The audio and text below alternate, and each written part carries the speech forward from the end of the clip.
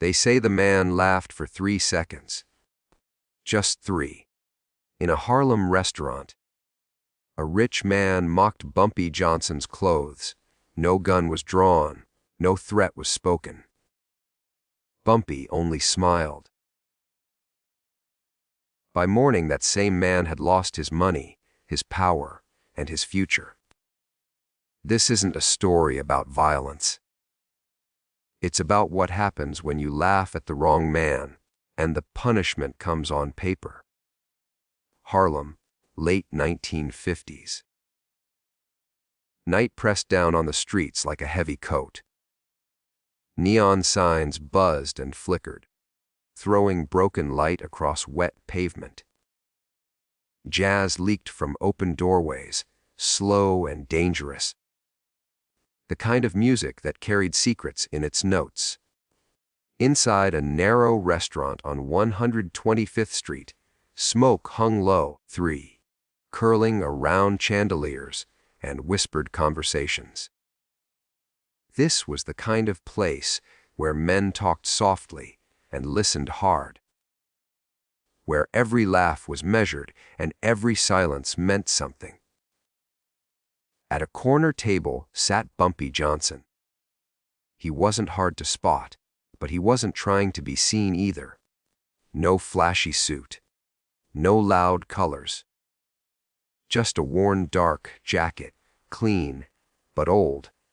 The kind of thing a man keeps because it fits him too well to replace. 3. His shoes were polished, his posture calm, his face unreadable. The kind of calm that didn't come from peace, but from control. Men who knew Harlem knew that calm. It meant danger had already been decided. Most people in the room avoided looking at him for too long. Not out of fear exactly. Out of respect. Or maybe survival, because Bumpy Johnson didn't need to announce who he was. Harlem already knew. Across the room, laughter burst out loud and careless. Victor Crane had arrived like he owned the place. White suit, gold watch. Rings catching the light every time he lifted his hand. He talked fast, laughed faster, and made sure everyone could hear him. A downtown real estate man with Harlem money in his pockets and arrogance spilling from his mouth. To Victor, 3. This neighborhood was just another deal, another piece of land waiting to be carved up and sold. He drank like a winner. He spoke like a man who had never been told no. At some point, Victor's eyes drifted toward the corner. He noticed the jacket first, then the shoes, then the stillness. Victor squinted, leaned back in his chair, and smiled the kind of smile that came from thinking you were untouchable. He nudged the man beside him, whispered something, then raised his voice just enough. "Is that him?" Victor said, half laughing. "That's the famous Bumpy Johnson." A few heads turned. A few shoulders stiffened. Someone coughed. 3. Someone else stared down at their plate. Victor lifted his glass and looked directly at Bumpy. "That's the king of Harlem," he said loudly. "Damn, I thought he'd dress the part." 53. A nervous chuckle rippled through the room, thin and uncomfortable. Victor wasn't done. He pointed, grinning. "Looks like you borrowed that jacket from a dead man." Silence fell hard. Forks paused mid-air. Cigarettes stopped burning. Even the music seemed to sink lower. 3. As if the band itself understood something terrible had just been said. All eyes shifted toward the corner. Bumpy Johnson slowly set his fork down. He didn't rush. He didn't tense. He looked down at his jacket. smoothing the sleeve, as if brushing away dust that wasn't there. Then he lifted his eyes and met Victor's gaze. There was no anger in them. No. Just a calm, steady focus that made the air feel heavier. Bumpy smiled. Not a big smile, not a friendly one, just enough to show teeth. "Enjoy your meal," he said softly. That was it. No threat, no warning, no raised voice. Victor blinked, confused for half a second, then laughed. He laughed louder than before, throwing his head back, proud of himself. He had expected rage, maybe fear. Instead, he got nothing. And to a man like Victor Crane, nothing felt like victory. He clinked his glass, still smiling, still alive inside his joke. Around him, nobody laughed this time. Because the men who understood Harlem knew the truth. Bumpy Johnson didn't react when he was insulted. He reacted when he was ready. 3. And somewhere between that smile and the soft scrape of a chair against the floor, as Bumpy stood to leave, the room understood something Victor never would. The joke had already ended. The consequences were just taking their time. The night didn't follow Victor Crane home. It stayed with Bumpy Johnson. After the laughter faded and the restaurant door closed behind him, Harlem felt different. Quieter. The streets were still alive, cars passing, voices echoing. 3. Jazz breathing through brick walls, but Bumpy moved through it all untouched, hands in his pockets. Mind already several steps ahead. He didn't replay the insult. He didn't feel the sting. Men like Bumpy learned long ago that anger was expensive, and impatience even more so. He stepped into his car and told the driver nothing. No orders. No names. Just a destination. The kind of silence that meant work had already begun. Bumpy's office sat above a small storefront, unremarkable to anyone who didn't know better. Inside, the lights were low, the furniture old but solid. Paper filled the room, ledgers, folders, documents stacked neatly like ammunition. This was the side of Harlem nobody sang about. No guns, no blood. Just ink, signatures, and patience. He took off his jacket and hung it carefully on the back of the chair. The same jacket Victor had laughed at. Then he sat, folded his hands, and waited. One by one, his people arrived. Quiet men. Careful men. The kind who listened more than they spoke. They didn't ask why they were there.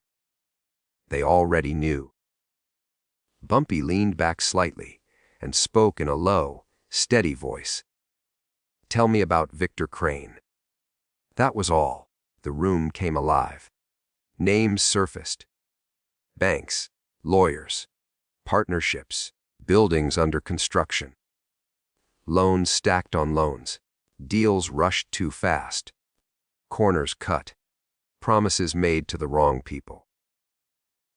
As the hours passed, a picture formed, piece by piece, like a shadow taking shape on the wall. Victor Crane wasn't strong. He was stretched thin. He lived on borrowed confidence, backed by borrowed money, guaranteed by signatures that could disappear overnight, if someone leaned on them the right way.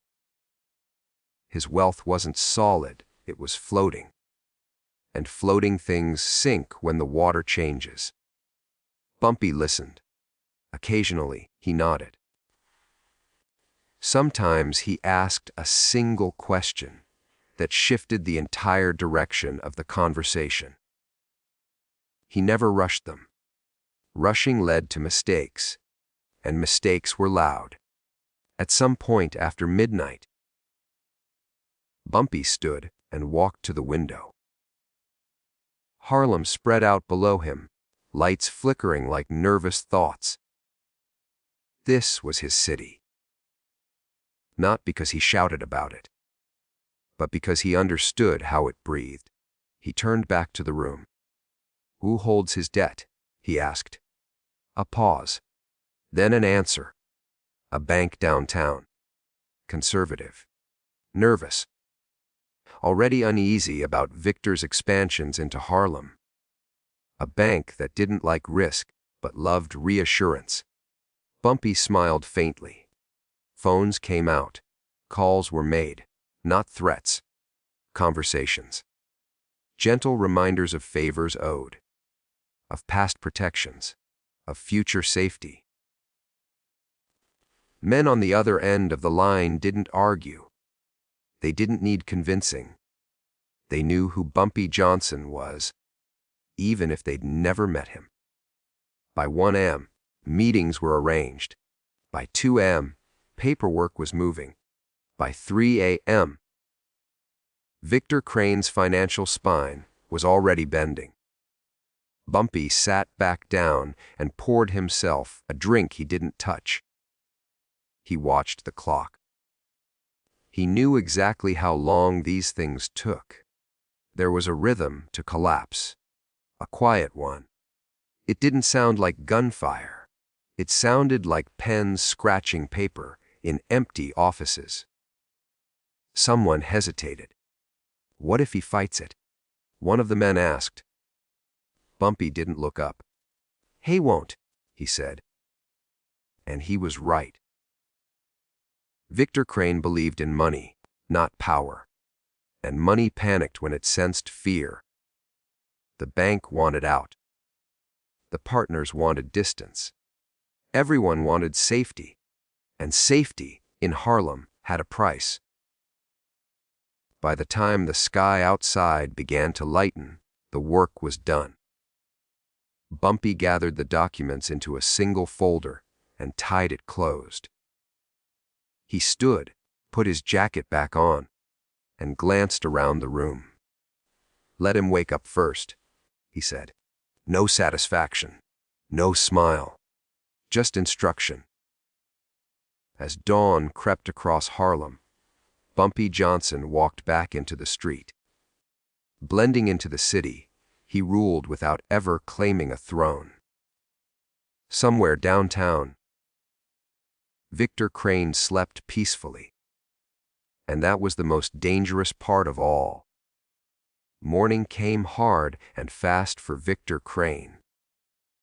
The phone began ringing just after 7, sharp and insistent, cutting through his sleep like a blade. He groaned, rolled over, and let it ring. Another call followed immediately. Then another. By the third, the sound crawled under his skin. He reached for the receiver, already irritated, already convinced this was someone else's problem. "Victor, listen to me," his lawyer said, breathless. "You need to get up. Now." Victor frowned, sitting upright. The room felt too quiet, too still. "What is this about?" he muttered. "There's been movement on your loans," the lawyer said.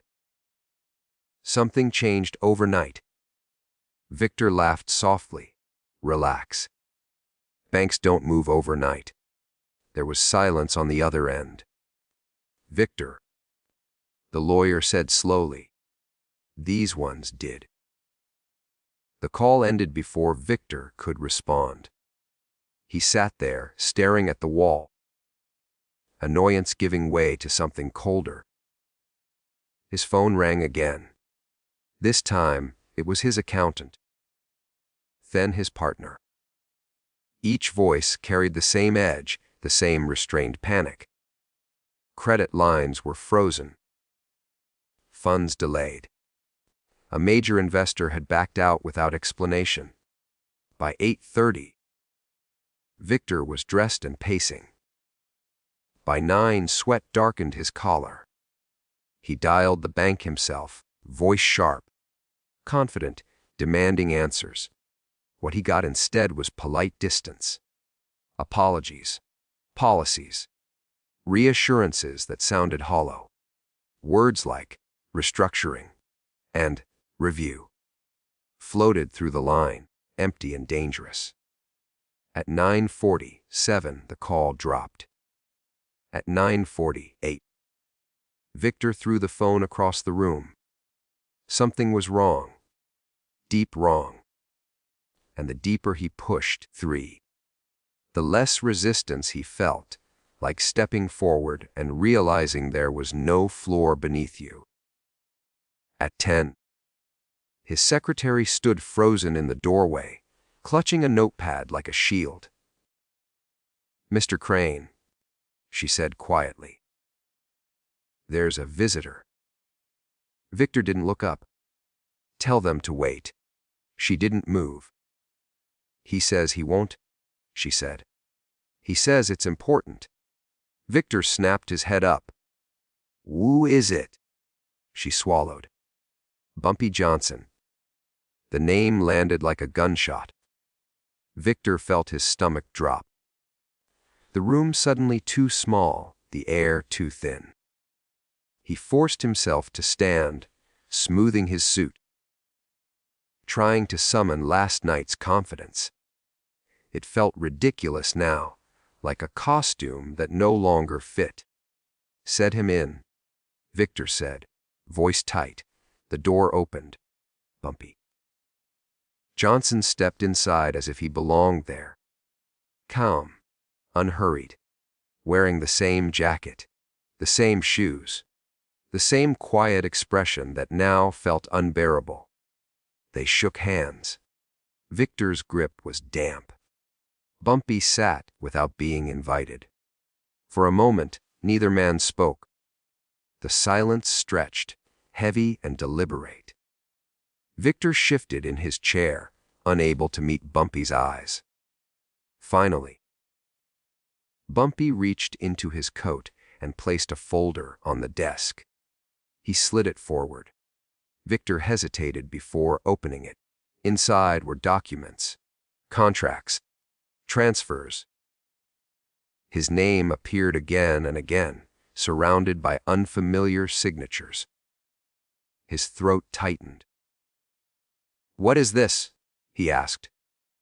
"Your morning," Bumpy said calmly. Victor flipped through the pages faster now, breath quickening. His hands trembled as the truth came into focus. Debt ownership, loan acquisitions, his lifeline gone. "You bought my debt?" Victor whispered. "All of it," Bumpy replied. The words hit harder than any threat.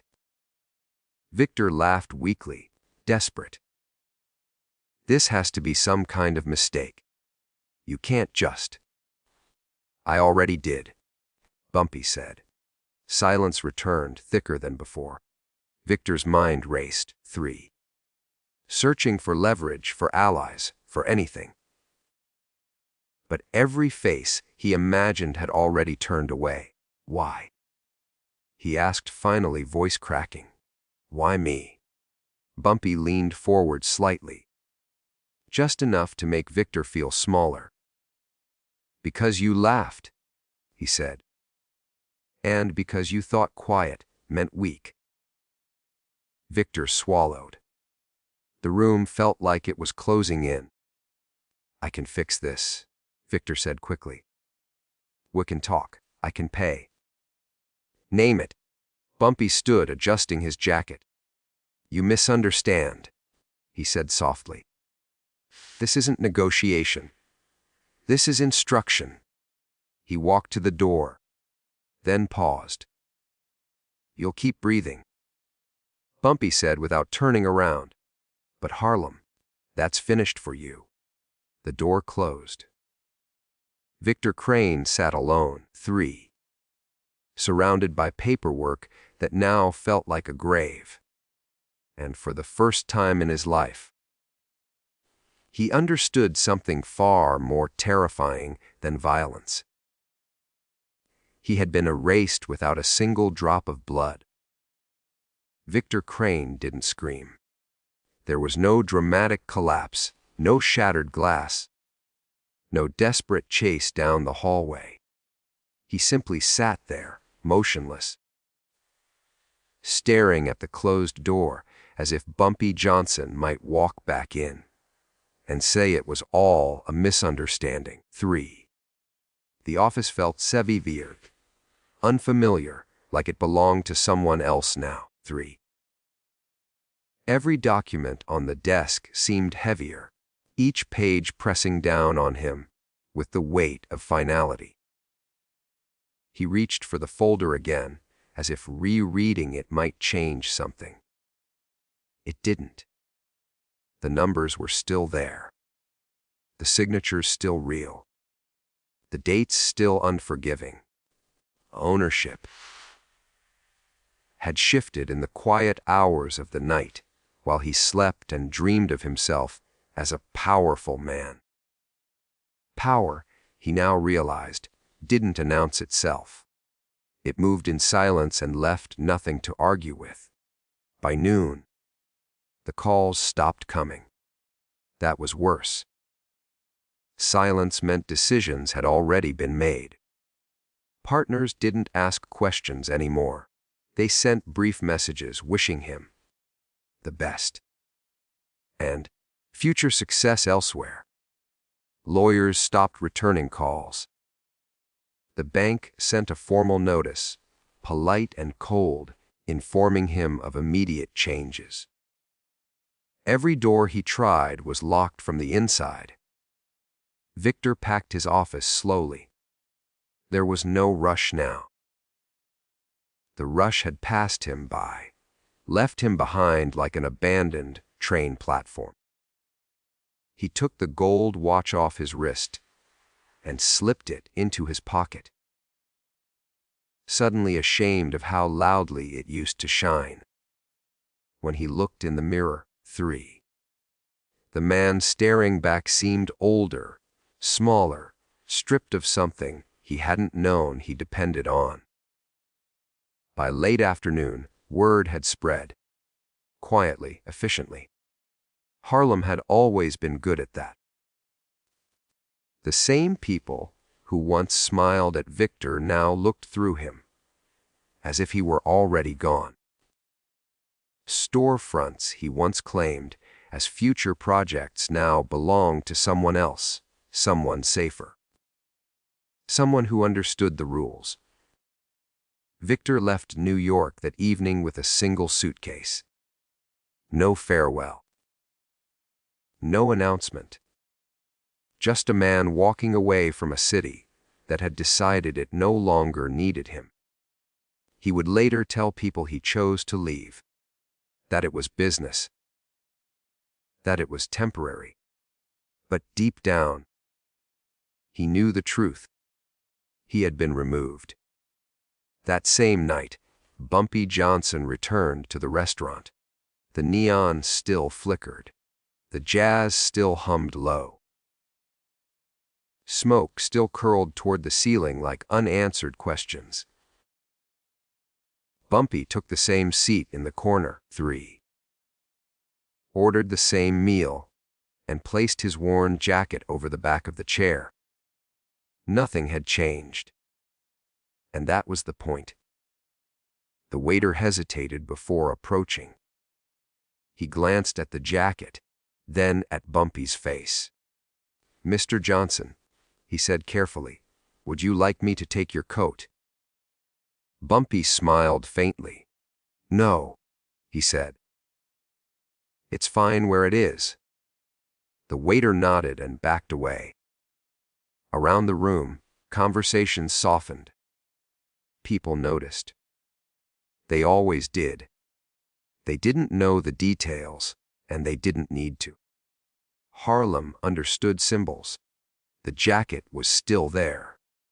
The man was still there. Which meant the order of things remained untouched. Bumpy ate slowly, thoughtfully. He wasn't celebrating. He never did. What had happened wasn't revenge. It was correction.